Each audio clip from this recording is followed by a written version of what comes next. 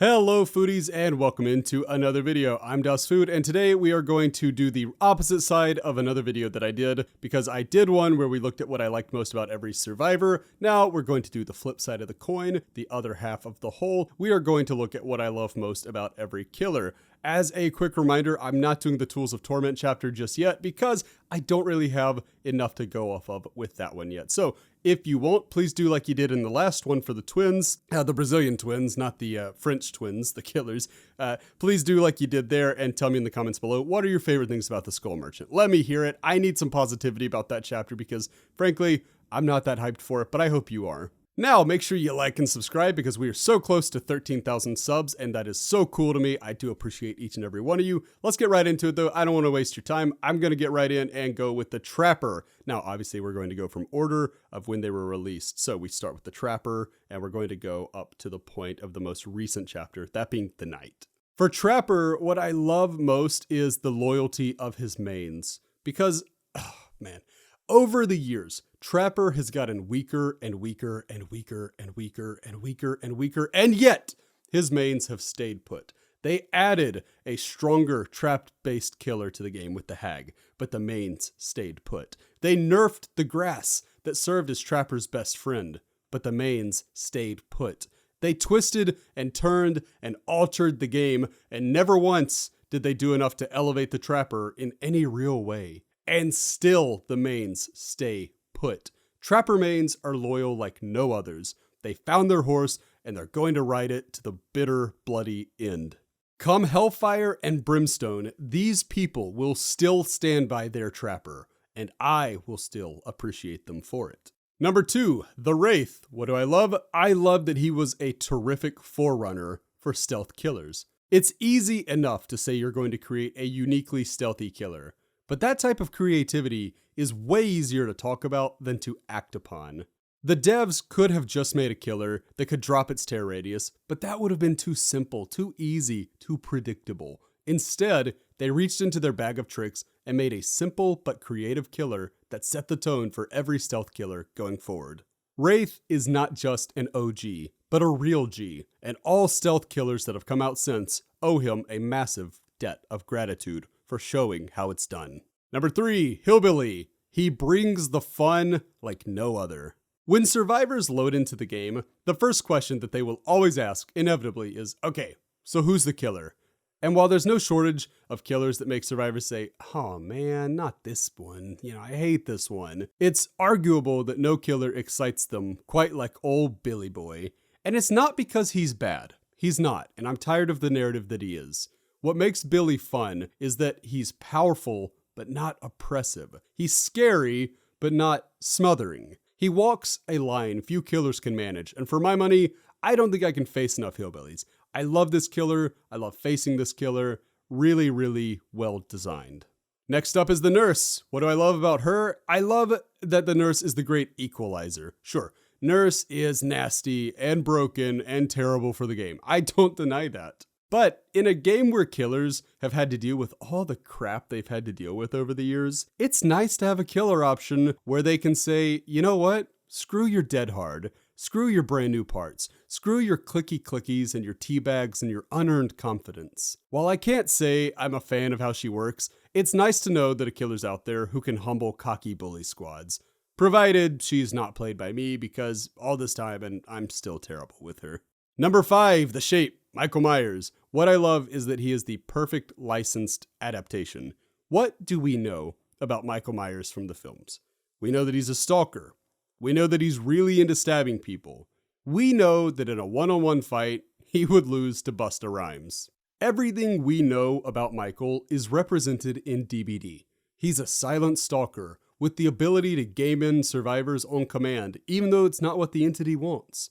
Even better, he's permalocked in the D tier, which is where you go if you can't beat 90s rapper Busta Rhymes in a fistfight.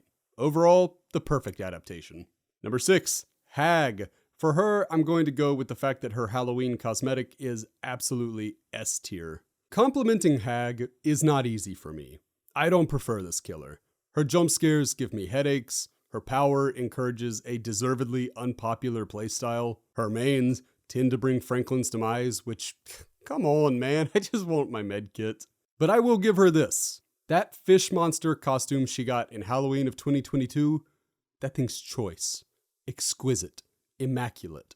I look at it and I just want to cry tears of joy. It's so beautiful. Just another common DBD art team dub. You love to see it. Number 7, Doctor. What I love about the Doctor is that he makes the player feel like a psychopath. Every killer in Dead by Daylight is a murderous psychopath, but not every killer makes you feel like a murderous psychopath. While some killers make you feel frustrated, edgy, or hot, Doctor makes you feel exactly like he should, like a hateful, vindictive murderer with an affinity for doling out punishment. Pain is the greatest teacher, and the Doctor is extremely dedicated to making every survivor as wise as possible. Sometimes all you want to do is blow off some steam and hunt them like the animals they are. In those moments, the Doctor's got just the prescription for you. Number 8, the Huntress. What I love about her is her infinite skill ceiling. Most people like to think that their killer of choice is difficult to learn, but for most, that's simply not the case. Most killers are pretty straightforward, and what's tough to learn is the game itself, the nuances of Dead by Daylight itself, not the particular killer that you're using. In the case of the Huntress, though, you're never going to learn all you need to know. You can always get better, be deadlier, make life a little harder for the opposition. Huntress seems simple on the surface, but she is mechanically demanding like no other killer. What I love about this is that the more you put into Huntress, the more you get out of her. Her skill ceiling is absolutely bonkers, and for those who want to dominate survivors but not resort to the nurse, because remember, stay away from nurse kids, this is a good option. Number 9, Bubba. What do I love about him? It might surprise you, but I'm going to say that what I love about Bubba is that his mains are just a bunch of goofballs. Most survivors know that within the Bubba community, there exist 2 types of players. One of these types is extremely mean-spirited, pretty unskilled, and exceptionally prone to filling the in-game chat with the most obscene and vulgar trash talk imaginable. As one might expect, these losers tend to dominate the conversation when people talk about how they feel about cannibal mains. It's important to note, however, that there's another group that really enjoys playing Bubba, and these players are nothing like their toxic counterparts. These are the players that guard the basement chest, or they show off their moonwalking skills with the chainsaw. They're extremely wholesome players, and they don't deserve to be lumped in with the less desirable Bubba mains just because they play the same character. So that's the group I'm going to celebrate. They are the thing that I love most about Bubba. Next up, we have number 10, the Nightmare. And look, here's the deal. I've made it a bit of a running gag on this channel that I just absolutely body Freddy every chance I get. But I'm actually going to be nice here, and I'm going to give him credit and say that no perk satisfies like Bloodwarden. While you could make a case for Devour Hope's 5th stack, or the always satisfying Enduring Spirit Fury Hubris combo, I personally don't think that anything in DBD is quite as satisfying as a well-timed Bloodwarden proc. And the thing is, survivors know to look out for Bloodwarden. They know it might be an issue, but as has been said many times, altruism kills, and it's not exactly rare for a survivor to act with their heart more than their head. And when Bloodwarden hits just right, the feeling is impeccable. Survivors know they're doomed, and usually they know it was somewhat their fault. If the goal of playing killer is to feel like a violent maniac, Bloodwarden delivers on that premise tremendously well. Next up, at number 11, we have the Pig, and what I love about her is that she was an unorthodox license pick that opened the door for others like her. Prior to Amanda joining the game, nobody would have thought she'd be the choice for a Saw and DBD crossover. I'd imagine that others would have suspected John Kramer, Hoffman, or even Dr. Gordon, who is a doctor, before Amanda. She was a sidekick through and through, too unstable to ever consider herself the true Jigsaw killer. She was always an accomplice. Despite this, the devs, the license holders, or more likely a combination of the two, made the decision to place Amanda front and center as the face of the Saw franchise. And you know what? It worked. It really, really worked. Pig has been a massively popular killer ever since her release, despite never being anything better than low C tier. In choosing to embrace Amanda Young, the player base sent a loud and clear message to the devs that they're more than happy to accept less conventional options for licensed killers. Through some degree of butterfly effect, Pig's success likely helped to usher in unique licensing choices like Wesker and Sadako, so I think she was more impactful than maybe people realize. Up next, we have my main, the Clown, and obviously, as a biased and filthy Clown main, I could just say I love everything about him and move on, but I'm going to actually give it a more genuine stab, and I'm going to say that I love that the Clown is both noob and veteran friendly. People can drag this killer all they want, but Clown offers a unique approach to the game that benefits two very distinctive playstyles. Newer players are free to only use his purple bottles, essentially operating as an M1 killer who also closes the gap between himself and survivors slightly faster.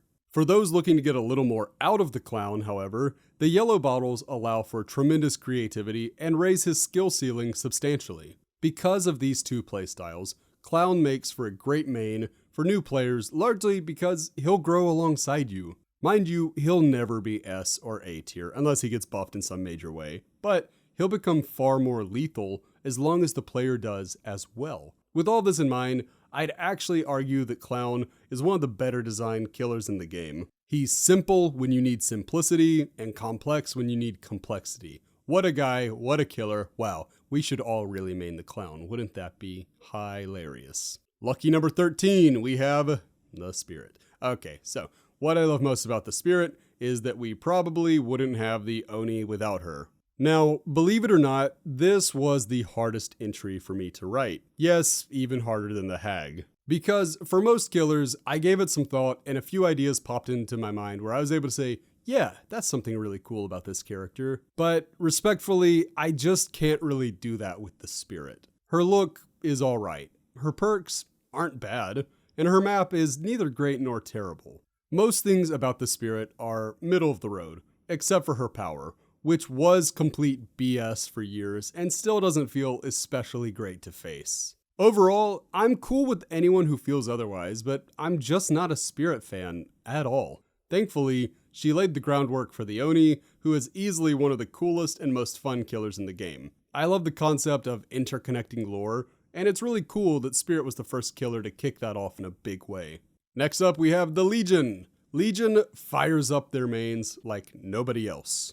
There's a reason that Legion is getting a comic series about their origins.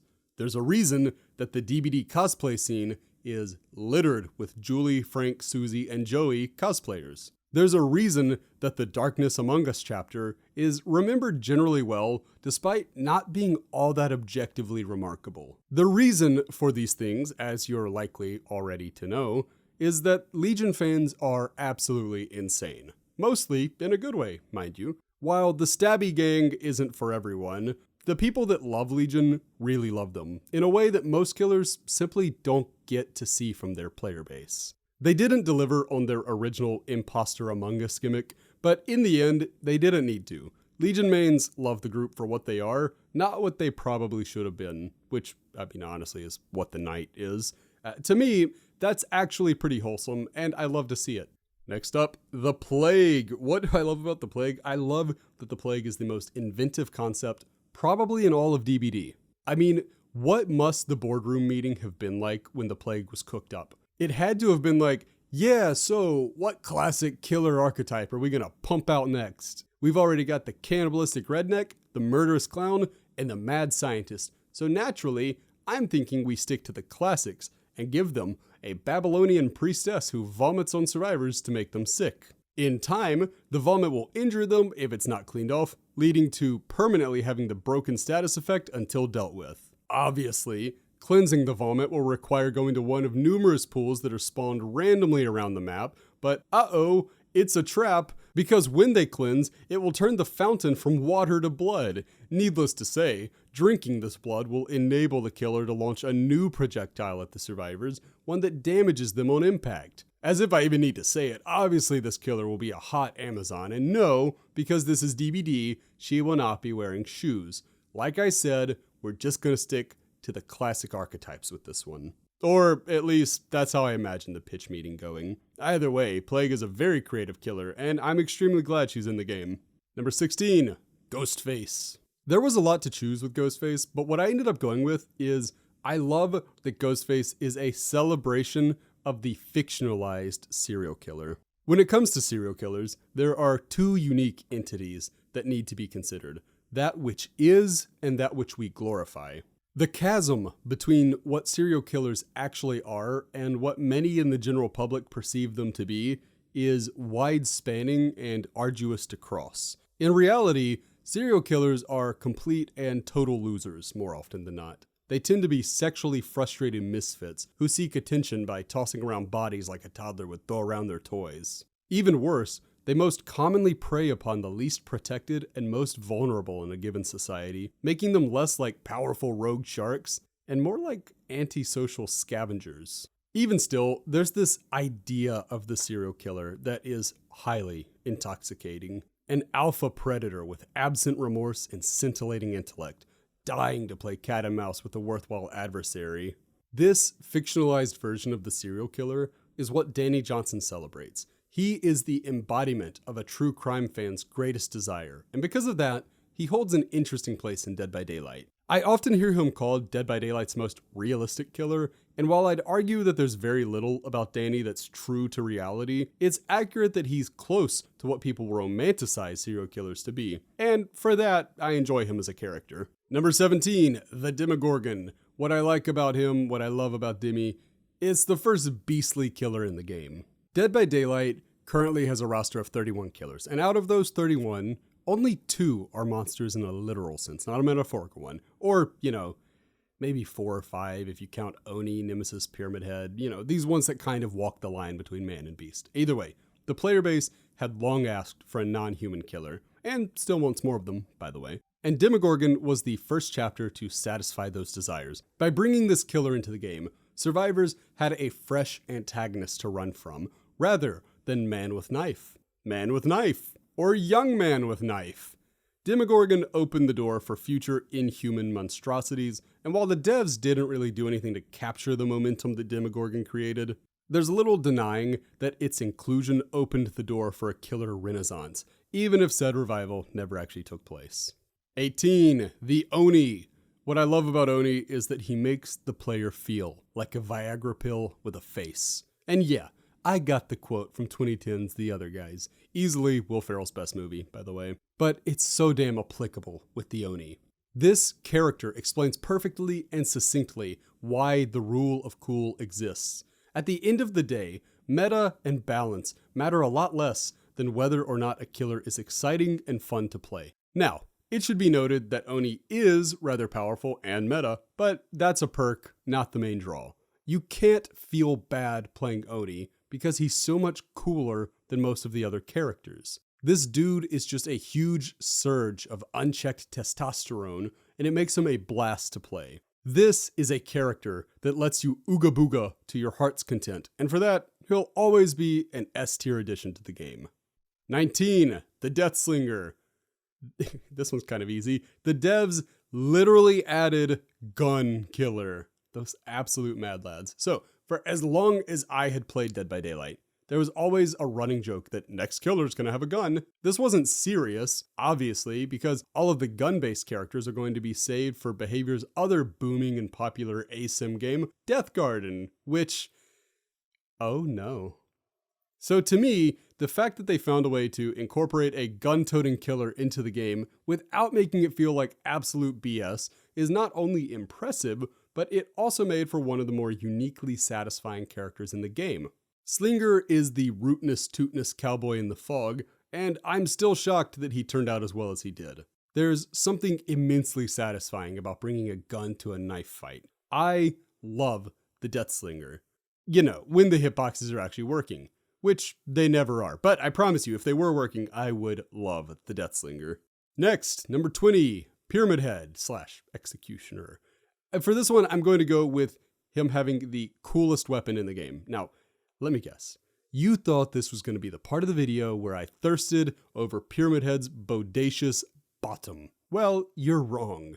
Because while I'd never deny that Executioner has the type of body that motivates me to go harder and harder in the gym, what I like most about him is actually his comically oversized knife. And yes, His weapon is described as being a knife, despite being longer and wider than the knight's claymore. Remember, this is Japan. The rules of the rest of the world have no power here.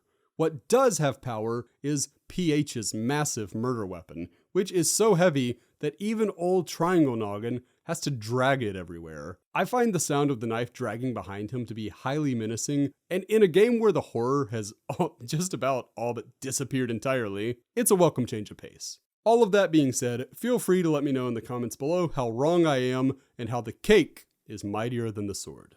Number 21, the Blight. Blight I love because he taught us all a lesson in patience. He proved us wrong. People aren't likely to advertise it, but a majority of content creators and players in general got Blight wrong upon his initial release. If my memory serves correctly, and it does, the phrase "like Billy but worse" was thrown around rather freely. My, how the times change. As players had more time to play Blight, they found that not only was he not D or C tier, he's S tier. This should serve as a good reminder, especially during this current Skull Merchant drama, that sometimes the community just gets a killer wrong. I'm not saying that will happen with the Merchant or any future controversial killers, by the way, but it certainly happened with the Blight.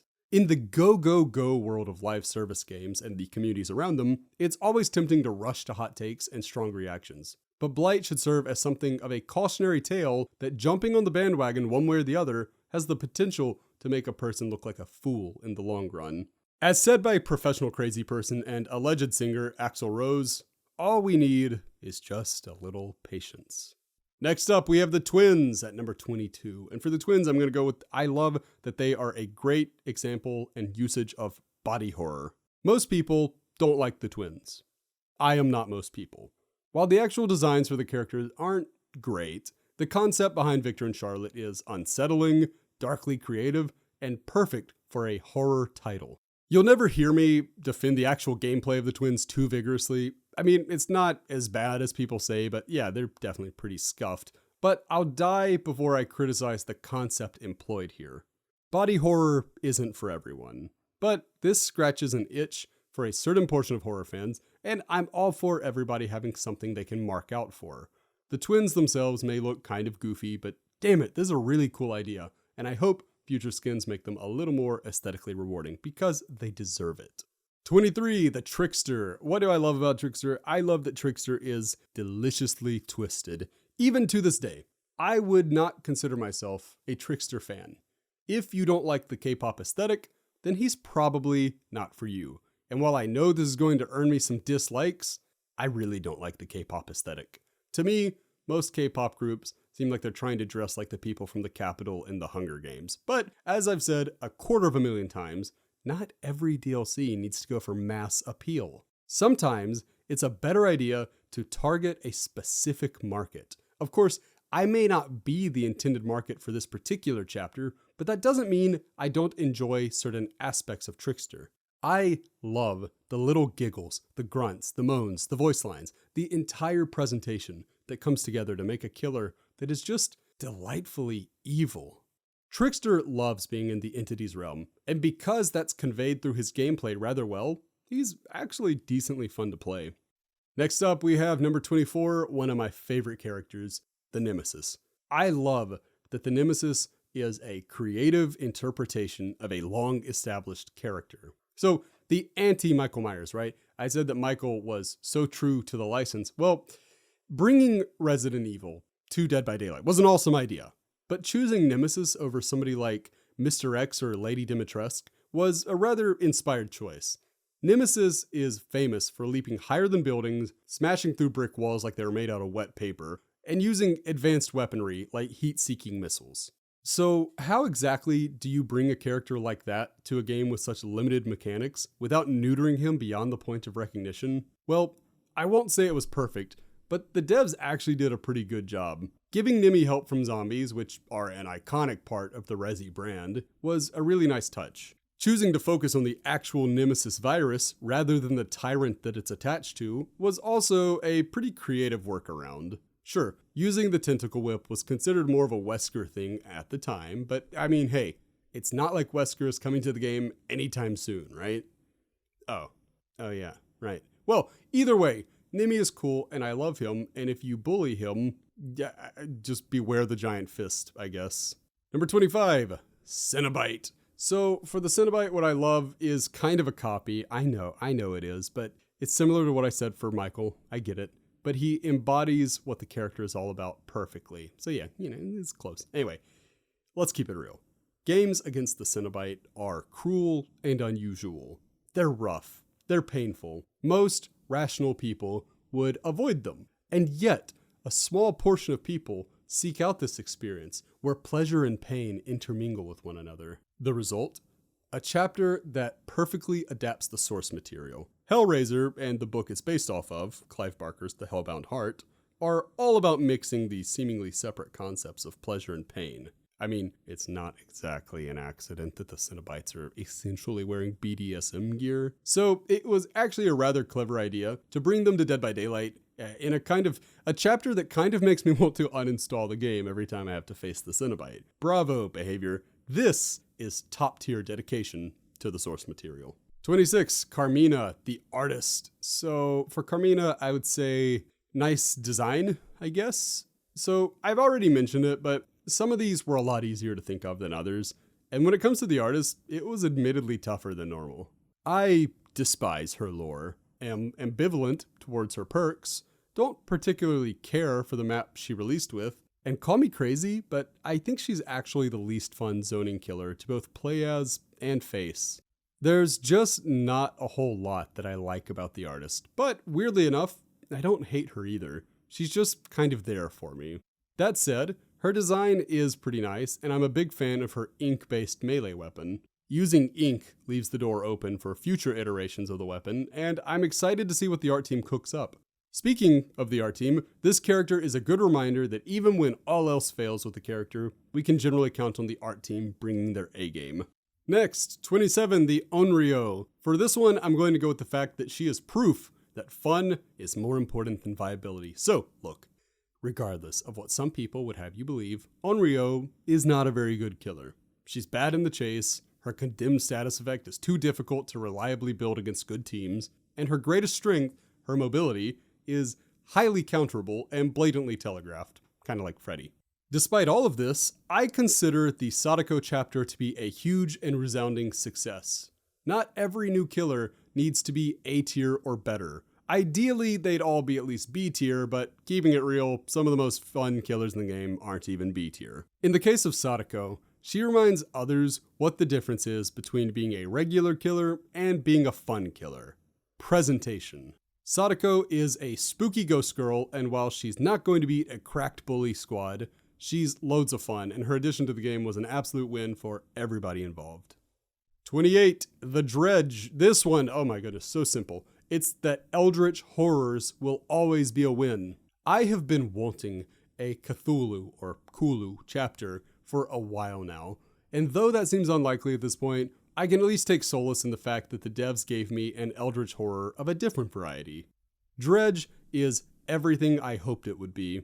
It's nasty to look at, eerie, and visibly dangerous. It's also not humanoid, which thank goodness, because at this point, I'm getting pretty tired of saying the same old with pretty much every chapter.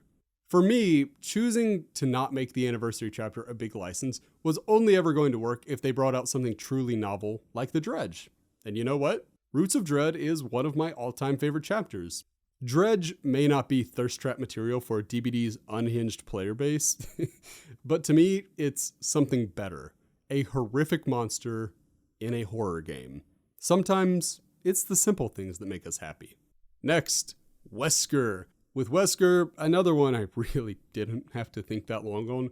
It's that he has the best use of voice lines of any character in the game. First introduced with the Plague back in March of 2019, which, wow, time flies. Voice lines have been a largely benign force in DBD for the most part. Nobody can actually understand what the Plague is saying, unless you speak fluent Sumerian, I suppose. Ash's voice lines only really exist to serve as the game's most reliable jump scares, and the lines for the Resi survivors are fine, but not all that noticeable. They don't really move the needle one way or the other. Wesker's voice lines, however, are absolutely top tier. I adore the snarky nature of Wesker's comments, and the fact that he talks trash, so you don't have to. What's more, as a survivor, I enjoy Wesker mocking me when he downs me. For whatever reason, it's always funny, and it makes the games against the Mastermind even more enjoyable. Going forward, Wesker should absolutely be the blueprint for how to employ voice acting in a meaningful way, because, to be honest, nobody else in the game comes close to matching the quality of his lines.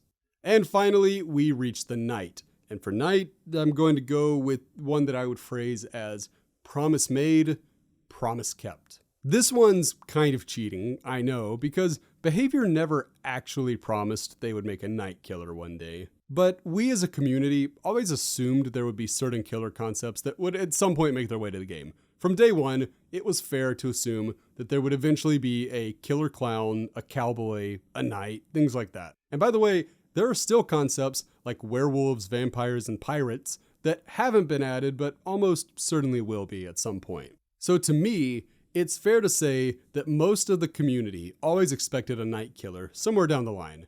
Where I differ from most players though, is that I'm actually super in favor of what we got with the Knight. Tarhosh is an absolute unit, and I really enjoy his power. He's similar to Oni in that he feels satisfying to play, he just makes you feel cool while you play him, and I really do think he'll be less divisive as time goes on. In the very least, he's probably rather thankful for the Skull Merchant following him, because man, the heat was taken off of him rather quickly. As far as I'm concerned, this was an inventive and fun way to bring a Knight into the game, and I'm extremely happy with what we got. Vittorio sucks and the map's not that great, but Kovac Tarhosh, yeah, that's my dude. But that's going to do it for me. As always, if you liked it, please do like the video. And remember, I want you to go down to the comments below. You can do one of two things, right? Well, actually, you can do whatever you want. You're free. But anyway, tell me your favorite things about certain killers. Or remember, the Skull Merchant, she's out there. There's not a whole lot that I can talk about just yet, but go on, give me your initial impressions. What do you love most about this killer? As always, I hope you are having an incredible day wherever you are. I am so thankful you watched this video, and I will see you in the next one. Until next time, I have been Das Food. Bye, friends. I've been dreaming on in my head like I've seen it. A life worth living is a life with meaning. I'll do what I love till my heart stops beating. I'm feeding this demon. Got a taste, can't erase bitterness in my